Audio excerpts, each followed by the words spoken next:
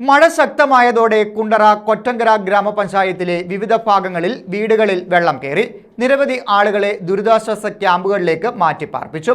കൊറ്റങ്കര പഞ്ചായത്തിൽ വയൽ ഏലകളും തോടുകളും കരകവിഞ്ഞ് ഒഴുകിയതിനെ തുടർന്നാണ് വീടുകളിൽ വെള്ളം കയറിയത്.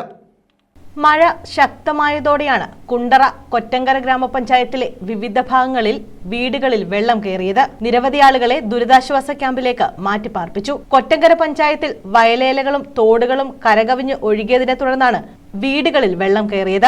മെക്കോൺചിറ ഭാഗത്ത് 15 വീടുകളിൽ വെള്ളം കയറി. 11 വാർഡ് അംബേദ്കർ കോളനി വയൽ ഭാഗത്ത് 20ഓളം വീടുകളിൽ വെള്ളം കയറി. കോട്ടാച്ചിറ മാടങ്കാവ് ഭാഗത്ത് 12 വീടുകളിലും മാമൂട് ഏലാത്തോട് കരകവിഞ്ഞൊഴുകിയതിനെ തുടർന്ന് 10ഓളം വീടുകളിലും വെള്ളം കയറി.